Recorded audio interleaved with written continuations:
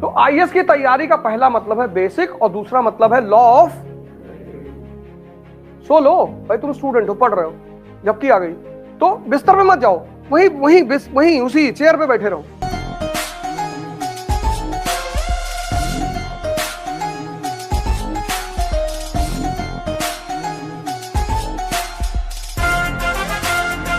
ये है आईएएस का मतलब। तुम यार रटे जा रहे हो, तुम रटे जा रहे हो, तुम्हें बेस से मतलब नहीं है, तुम्हें समझने से मतलब नहीं है। तो आईएएस की तैयारी का पहला मतलब है बेसिक और दूसरा मतलब है लॉ ऑफ। अब यहां तक कोई सवाल पूछना है तो पूछ लो, और निरंकुश होकर पूछो, कोई दिक्कत नहीं, सवाल जरूर पूछा करो कहीं भी जाओ। यार तुम लोग युवा हो यार,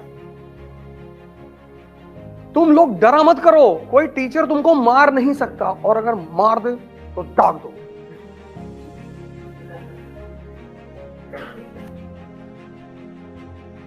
पहले पूरी बात सुन लो, लेकिन अगर बदतमीजी कर रहे हो तब वो मारेगा?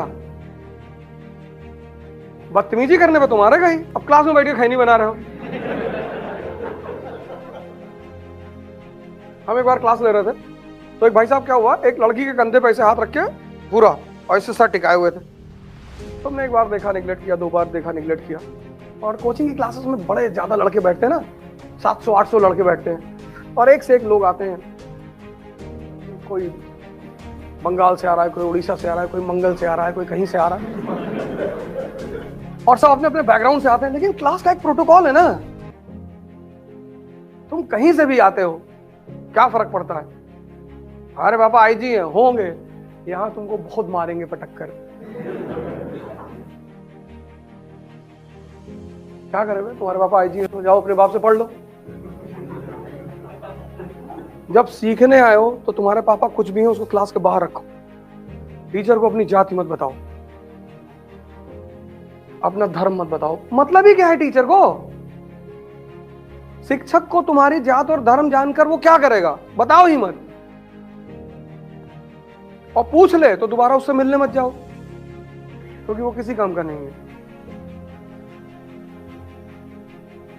हम जो क्लास लेने जाते हैं तो पहली बात यही कहते हैं कि जब भी मुझसे मिलने आना, एक तो अपने पापा के बारे में मत बताना, और बताना तो 100 करोड़ का टेंडर दिलवाना।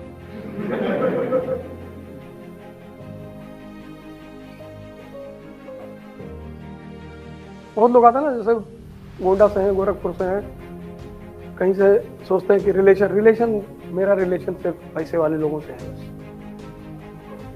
मैं बाकी लोगों से रिलेशन रखता ही नहीं, क्योंकि जब मेरे पास पैसा नहीं था तो मेरा कोई रिलेटिव नहीं था। मैंने जीवन का वो दौर भी देखा है जब मैं अकेले रहा हूं, तो वो दौर मुझे याद है कि रिलेशन मतलब पैसा।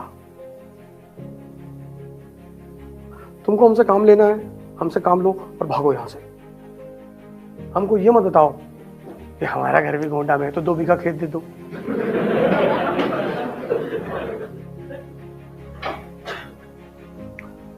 हमसे किसी तरह का रिश्ता जोड़ने की कोशिश मत करो।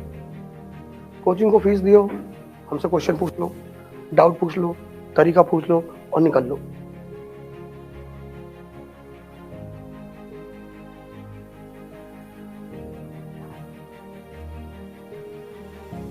शायद भगवान ने वो दौर मुझे इसीलिए दिखाया भी।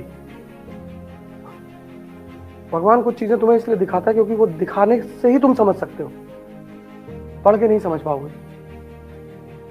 जैसे मेरे बच्चे हैं ना, तो रोटी फेंक दिए नाली में, मैं एक दिन बंद रखा, क्योंकि मुझे पता ही, तो इन बदतमीजों को पता ही नहीं भूख क्या होती है। बहुत चिल्लाए सब, मर जाएंगे। मैंने कहा ना बेटा, अभी ना मरोगे, मरोगे तो तुम 72 घंटे बाद, अभी तो सिर्फ 12 ही हुआ है। खाना फेंकोगे तुम नाली में? मेरा तो कभी कभी बस नहीं चलता, नहीं तो कुछ लोगों को तो मैं इतना मारूं पटक कर। होटल में बैठे आधा खाना छोड़ दिए,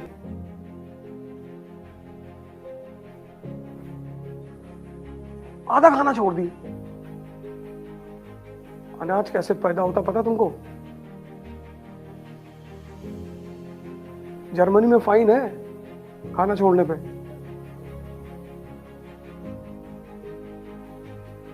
हिंदुस्तान में खाना छोड़ने का मतलब अमीरी, इतना नहीं खाते। लेकिन जिन पे मेरा बस चलता है तो मैं खिलाता हूं पूरा, पैक करके ले जाओ, छोड़ के नहीं जा सकते। हमारा ड्राइवर आया तो गुटखा खा आया, शुरू में तो गुटखा खाता हूँ, क्या खाते हो? कहा कि हमने कहा इसमें कौन सा केसर मिला हुआ है, इसके इंग्रेडिएंट बताओ क्या क्या है। हमने कहा क्यों खाते हो? कहा नींद नहीं आती। हमने कहा नींद नहीं आती तो साले लोहे का रॉड गरमा लो, इसे पकड़ लो, पूरी जिंदगी कभी नींद नहीं आएगी। इतने सतही कारण क्यों दे रहे हो? जब नींद आ रही तो सो जाओ, गुटखा खा के रोकने की क्या जरूरत है? सो लो भाई, तुम स्टूडेंट हो, पढ़ रहे हो, झपकी आ गई तो बिस्तर पे मत जाओ, वहीं उसी चेयर पे बैठे रहो। और तुम लोगों के लिए सबसे अच्छा पढ़ने का तरीका ये है, ये बनवा लो और खड़े होके पढ़ो, नींद आने का चांस ही नहीं दुनिया में। और जिस दिन तुम्हें खड़े होके नींद आने लगे, अरे समझ लो तुम महान हो गए।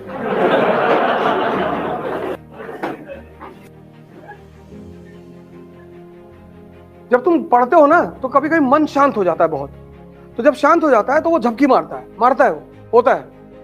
जब मन का एग्जॉस्टिव लेवल आ जाता है पढ़ते पढ़ते, तो मन कहता बस रहने दो यार, तो वो झपकी मार देता है। तो जब वो झपकी मार दे, बस वहीं पे रुक जाओ, किताब बंद कर दो और खड़े हो जाओ, या कुर्सी पे ही बैठे रहो, नैप ले लो एक कायदे, आंख बंद करके वहीं पे बिस्तर पे मत जाओ। तो अगर तुम 10 मिनट सो लिए वहां पे तो फ्रेश हो जाओगे, भागो मत। अब ये कौन सी बात है कि नींद ना आए तो हम गुटखा खा ले, तो जहर खा लो।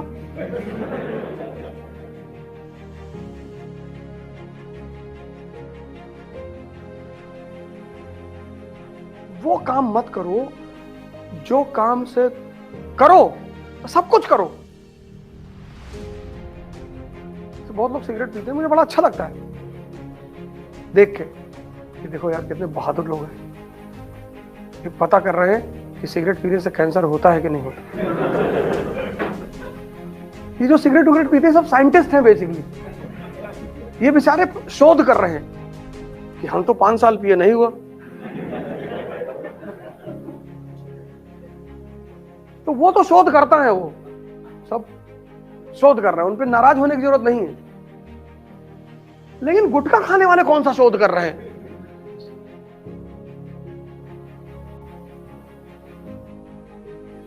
और ऐसा ऐसा बहाना देते हैं, कहते तंबाकू खाने से जो है कंसंट्रेशन बढ़ता है। तो रिक्शे वाले को कौन सी गीता याद है?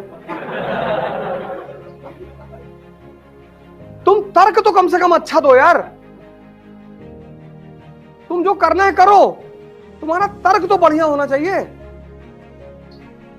तुम्हारे हिसाब से अगर खैनी खाने से कंसंट्रेशन बढ़ता है तो रिक्शा वाले को रामायण पूरी याद होनी चाहिए। नहीं वो आप नहीं समझ रहे हैं, नहीं तो समझाओ हमको ना कि कैसे कैसे ये तर्क कैसे करोगे। ये पहला 2 काम शुरू करो, पहला बेस तैयार करो और दूसरा कनेक्टिविटी जोड़ो।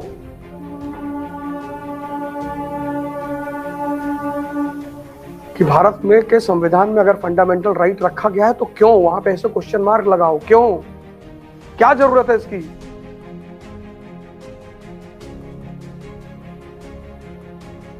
उसके उत्तर खोजो, तब ये जिंदा होगा।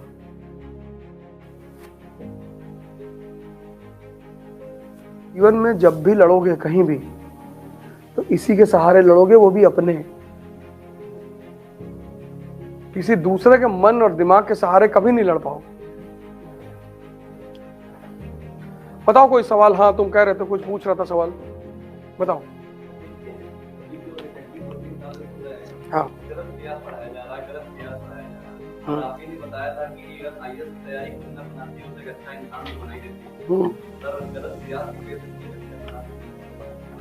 कुछ एग्जाम्पल दो, क्या पढ़ाया जा रहा है गलत? मैंने अभी एक बात और कही थी क्लास में।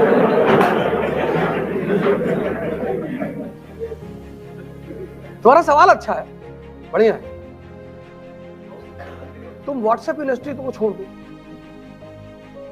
ये जो व्हाट्सएप यूनिवर्सिटी है ना, इसको तुम रिजाइन कर दो।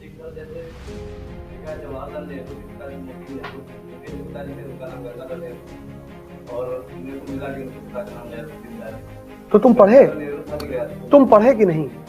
तुम पढ़े कि नहीं? नहीं, तुम किसी किताब में इसको फाइंड आउट करने की कोशिश किए? हाँ, ये गलती की।